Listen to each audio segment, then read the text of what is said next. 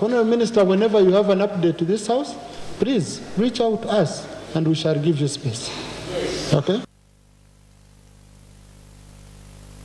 Isimba Dam shutdown, which has caused quite a number of worries regarding the tariffs that are going to be, of course, induced onto the people. And of course, the minister just made it clear that the shutdown won't affect the end users' tariffs to be imposed. And of course, Uganda exports electricity quite to the neighboring countries.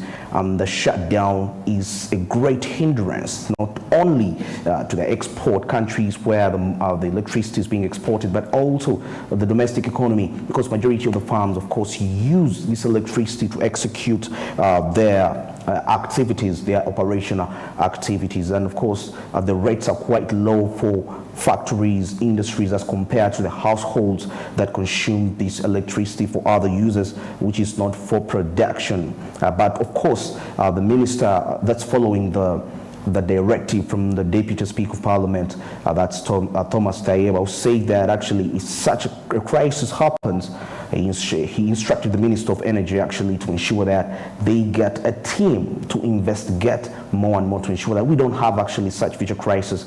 They can have a great impact on the economy of the country if not really executed on timely basis. Yes, that was the instruction from Thomas Tayeba. And now let's cross over onto agriculture. And this time around, we are going to look at a rabbit rearing. Of course, we know that agriculture is Uganda's backbone economy, and rabbit rearing is one of those activities which few Ugandans are not aware about, but very, very profitable. Of course, rearing rabbits are among the investments given less attention by the locals and the natives due to inadequate knowledge on managing them.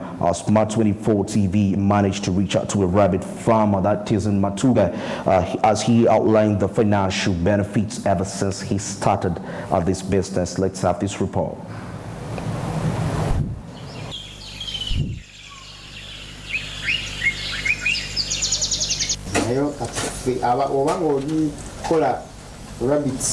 Agriculture is the backbone of Uganda, and it's one of the main sources of income for Ugandans. Agriculture is considered a minor within the sector, but it earns proprietors profits. There is a high demand for rabbits, but a low supply for rabbits, since most people don't consider the rabbits business profitable, as Edward Ruima parades different markets for rabbits.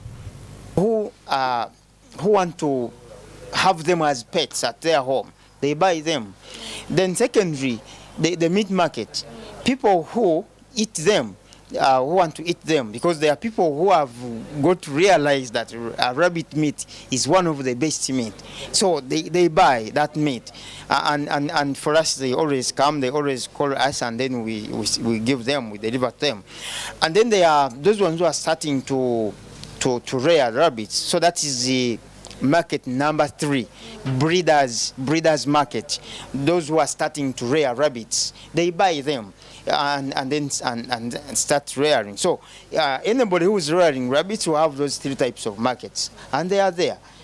The market is too big according to the supply, and several products like urine, dung and skin are sold expensively. Meat, I'm choosing it besides chicken and beef because of its good healthy qualities. Unlike chicken, rabbit meat is white meat. Like fish, it's good for our health, sweet, maybe to say, less with fats, which is good for our nutrition and health. That's why I'm choosing rabbit meat. The other thing why I choose rabbit meat, I'm one of the people who are trying to promote the rabbit industry by doing the consuming ourselves besides other products, because we're into it. So as to grow our industry, we do have to consume our own products and show to the world that also we have a new product on the market. That's why we are trying to consume our own meat, and that is rabbit meat. Rabbit meat is delicious, first of all, from chicken meat and others. For example, if you ask the press, the normal people, have you ever tasted on rabbit meat? they will simply tell you that it's what? It resembles that of a what? Of the chicken. But for the chicken, it's somehow, the other one is more delicious. So we choose rabbit rib because for me, I'm at university, it's the one paying my fees. That's why for me, I would advise people to rear rabbits. I consume rabbits and also what? A farmer. Because as my friend has told you, rabbit is all about the numbers. You can't be in a market alone. You can't supply alone. So for me, what I do, I rear rabbits, but again, I support others in villages. I support them, and I also consume.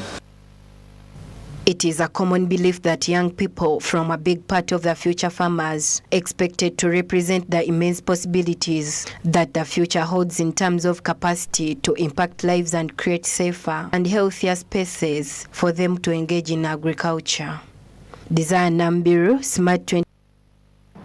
That's culture for you right there, quite a very profitable business. Of course, majority of people don't really take consideration to find out about the rabbit meat, but it's quite very delicious, and of course not only the meat but also the byproducts of the rabbit itself are quite very profitable, so you can earn in a double twice. That's the byproducts, that's the urine and the waste. At the same time, you can also earn some money from the rabbit meat itself, and also some people keep them as pets, despite what we know as pets like dogs, cats, but also rabbits. So imagine you have a pet that you can consume at some point in time.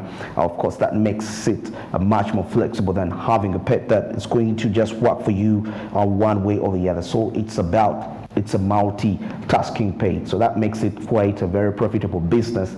That's culture for you right there. It's all about knowing knowledge, having knowledge about such businesses as about their existence, because I believe not so many people actually believe that rabbits can be pets. And of course, as we wrap up the recap, we heading straight into the Buy Uganda, Build Uganda. And of course, here we see the report that the best stores for local design in Kampala carry goods created and made by local designers. And from clothing to accessories to interior design, you are bound to find a unique locally made gem. Uganda is undergoing a fashion transformation that's for decades now, and the primary options for clothing have been using of garments. That's used garments for which are imported from the European continent. Of course, there is a shift as we speak right now. Let's have this story.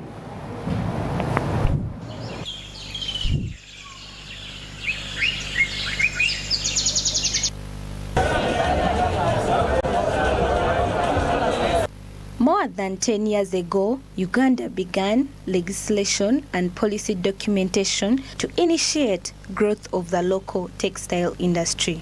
This was part of an initiative aimed at enabling the country to cash on its high-quality cotton as opposed to exporting about 90% as raw cotton. Buy Uganda, Build Uganda was launched in 2014 and implemented in 2017. The initiative promotes a series of policies, including one that requires 20% of the government's procurement to be of local products such as clothes. Along with the East African Community members, Uganda agreed in 2015 to work toward banning the import of second-hand clothing to promote locally made garments. Government brought in a policy of Bubu Buy Uganda, Build Uganda, which we also welcomed.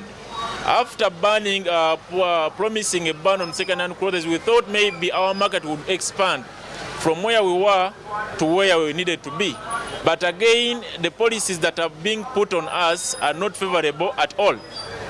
Right now, when you ask me about what kind of clothes are mostly bought, I would think we can make clothes basing on the demand and trend. Right now, people are buying already made or imported garments simply because our production capacity is still low. We cannot produce to the capacity needed or demand of the whatever of the region. We were previously producing clothes and we're exporting them up to as far as South Africa. But after the government bringing in heavy taxes, most of the players left the business. We make Ugandan-made clothes here, and one big challenge we face is that most of our clients think our products are exported from abroad, as they think we cannot make nice garments here. Also, we buy most of our materials from China because it has affordable and original materials. Materials we used at the beginning, we used to import from Nairobi. From there we went to Dubai. From Dubai we went to Korea, and now China. So everyone imports from where he fits. It entirely depends on the amount of capital you have or how much, whatever good material you need. But good and cheaper material is mostly imported from China. Yeah. The rising craze for fashion designs made by Ugandans of fusing African materials with sophisticated materials like silk has attracted many local people to the industry. Clients take large wholesale orders for clothing from retailers. Me about how much we import a lot, because right now we import to South Sudan, we import to Congo, we import to Tanzania, we export to so many countries around the region, because if we are taking the other side, it's an import. If we are bringing this side, it's So we are doing it largely basing on the demand and brokers that are around that normally bring us business. However, up to date, the textile industry is still struggling due to high costs of production and the inability to compete in a free market economy where imported second-hand clothes are cheaper for most Ugandans. Buy Uganda, build Uganda. And of course, Ugandans being urged to use locally made garments, locally made materials to manufacture the clothes. Of course, majority are being imported from countries like Europe, China, and of course, the Western world at large, and many other countries that's across Africa at the same time. And of course, that's it for the recap. But if you just joined us, we had something from boosting SMEs by the Uganda Development Bank, an initiative undertaken to ensure that the small and intermediary enterprises are sensitized on how to run the business operations. And we had something from the shutdown of Isimba Dam, where the Minister of Energy was tasked by the Deputy Speaker of Parliament to use the Energy Resources Committee to investigate in case such a crisis happened. And we came down to rabbit rearing, a very profitable business that many Ugandans are known to way about. And we wrapped it up with Made in Uganda, by Uganda, Build Uganda, as Ugandans are being urged to use the locally managed garments to reduce on the importation. And that's it for the recap. Jerome Paul Sonko is right here to take you through Smart Means Business, and of course the press review, international business news, and also the business quotes coming up next. I'm Juba Rije. I'll be joining you later on. Stick around. Good morning.